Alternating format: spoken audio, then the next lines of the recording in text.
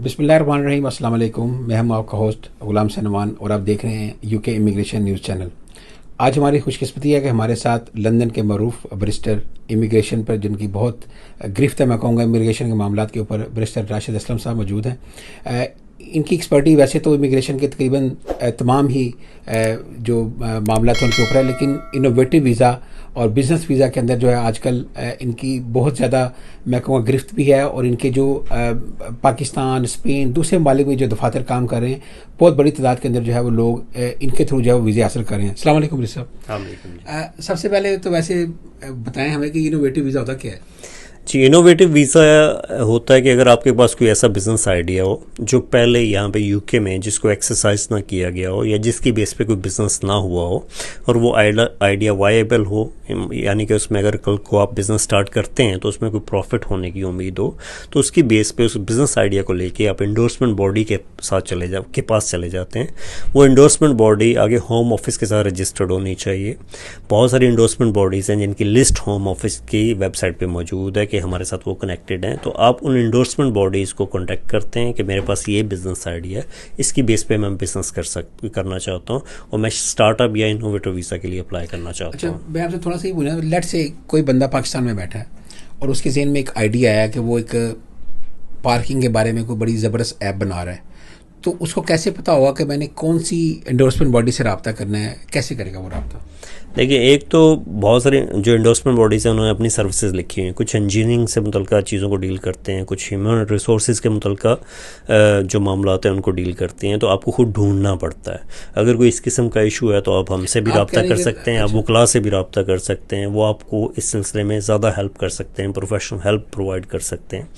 तो उसमें जब आप जो भी बॉडी है अगर वो उससे मुतल्लिक़ बिज़नेस के हवाले से प्लान्स को देखती है, उसको सुपरवाइज़ कर सकती है, तो वो उस बिज़नेस प्लान को देखते हुए endorsement body endorsement certificate issue करती है, जिसकी बुनियाद पे आप वीज़ा अप्लाई कर सकते हैं।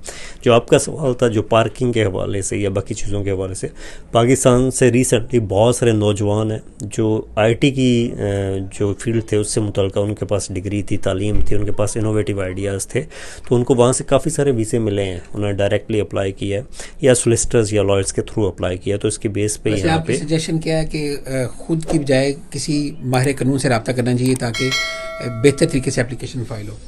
देखिए, इसमें अगर आप समझते हैं कि आप उस पर प्रॉपरली अबूर, क्योंकि इसमें ऑब्वियसली इन्फॉर्मेशन है, अगर आप सारी इन्फॉर्मेशन कलेक्ट करके खुद करना चाहते हैं तो आप कर सकते हैं। अगर लॉयर्स होते हैं, उनका रोज़ाना का काम होता है, उनका एक्सपीरियंस ज़्यादा होता है, हो सकता है कि वो आपको बेहतर गाइड कर सकेंगे ये बिज़नेस आइडिया जो है वायबल है या नहीं है, या उनके पास कोई कंसल्टेंट होते हैं जिनको वो रेफ़र कर सकते हैं ये देखने के लिए कि बिज़नेस प्लान यहाँ पे अप्रूव होगा या नहीं होगा।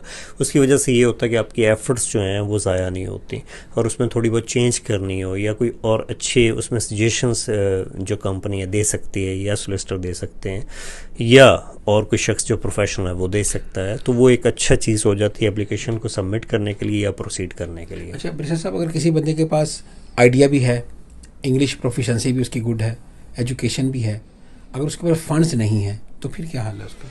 अगर आपके पास फंड्स नहीं है तो आप स्टार्टअप वीज़ा में जा सकते हैं। स्टार्टअप वीज़ा 2 साल का है, लेकिन उसमें प्रॉब्लम ये होता है कि वो आपके लिए इंडेफिनेट की जो पीरियड है उसमें काउंट नहीं होता।